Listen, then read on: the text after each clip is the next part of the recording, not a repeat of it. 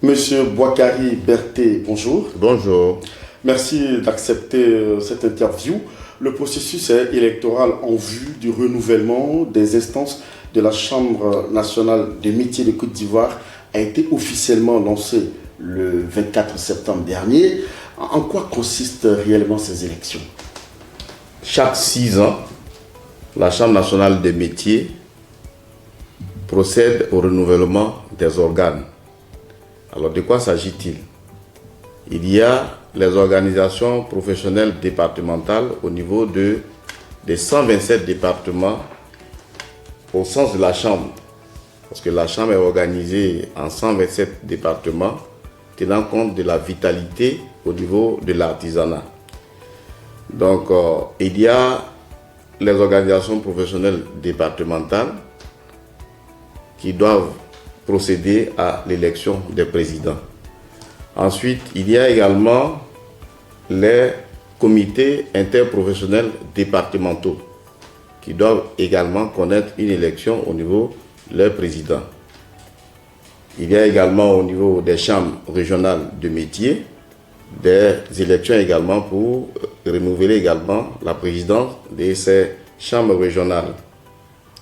Et enfin, il y a le président national, le président de la Chambre nationale des métiers. Donc voilà les organes de la Chambre nationale des métiers qui doivent être renouvelés chaque 6 ans. Le comité qui va piloter ces élections est à pied d'œuvre, est en train de travailler. Quel est son rôle exactement pour pouvoir mieux piloter, toutes ces élections-là? Le comité qui a été mis en place et installé par Monsieur le ministre du Commerce, c'est d'abord, dans un premier temps, de sensibiliser, d'informer tous les acteurs, c'est-à-dire les artisans en premier, et puis tous ceux qui vont nous aider à conduire ce processus-là sur toutes les étapes du processus. Ensuite, le comité électoral a pour rôle également d'organiser ces élections, d'organiser les élections, ce qui passe d'abord par la confection de la liste électorale et puis pour en venir effectivement à l'organisation, je dirais, pratique des différentes élections. Ce qu'il faut savoir, c'est que, comme je le disais tantôt, il y a 4 scrutins à organiser. Donc c'est ces 4 scrutins-là que le comité électoral va organiser. Le comité électoral va procéder à la publication des résultats. Donc voilà le rôle qui a été assigné au comité électoral. Qui parle d'élection parle forcément d'électeurs, vous le disiez donc tantôt, je reprends au mot. Alors, qu'en est-il de cette liste électorale? Où en est-on? Est-ce qu'elle est bouclée? Est-ce qu'on a une liste définitive qui a été arrêtée ou vous êtes encore en train de travailler sur la question? Ok. Nous sommes encore en train de travailler sur la liste électorale parce que ce qu'il faut savoir, c'est que c'est seulement à partir du dimanche 2 octobre que l'inscription de la liste électorale a débuté. Et cette inscription sur la liste électorale prendra fin le dimanche 16 octobre. Donc c'est après cela que nous allons publier la liste électorale. Qui peut être électeur? Pour être électeur, la première condition, il faut avoir la qualité d'artisan. Et pour faire la preuve de la qualité d'artisan, la preuve peut être rapportée soit par l'immatriculation au registre des métiers, soit par la production d'une quittance fiscale justifiant de l'exercice effectif d'une activité artisanale, soit par la détention de tout document administratif attestant de l'exercice effectif d'une activité artisanale. Deuxième condition, il faut jouir de ses droits civiques. Troisième condition, il faut être âgé au moins de 18 ans révolus. Quatrième condition, être de nationalité ivoirienne, sous réserve de la preuve de la réciprocité citoyenne d'un État de l'Union économique et monétaire ouest-africaine ou de tout autre État lié à la Côte d'Ivoire par des accords économiques et financiers. Cinquième condition, il faut être inscrit au régime social des travailleurs indépendants et à la couverture maladie universelle.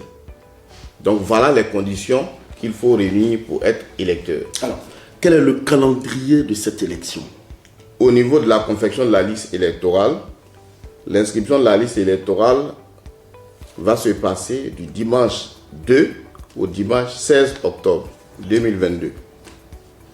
Ensuite, la première élection, qui est l'élection des présidents des organisations professionnelles départementales qu'on appelle les OPD, va se tenir le mardi 27 décembre 2022.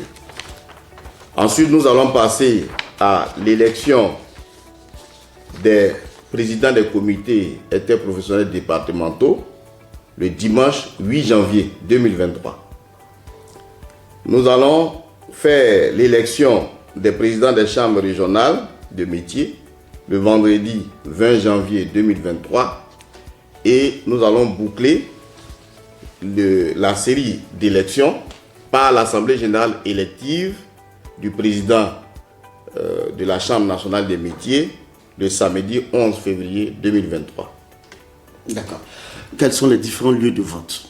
Alors, les différents lieux de vote, comme je vous disais à l'entente de mes propos, la Chambre est organisée en 127 départements qui ne coïncident pas exactement avec le découpage administratif que nous avons. Ce qui fait que vous avez, au niveau d'Abidjan, Abidjan est considéré comme 14 départements.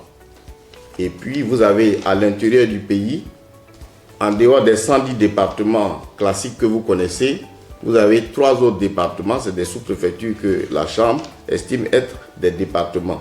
Donc vous avez 113 départements à l'intérieur du pays et 14 départements à Abidjan. Donc dans tous ces départements, il va y avoir non seulement un enrôlement sur la liste électorale, mais il va se dérouler également des élections dans ces 127 départements.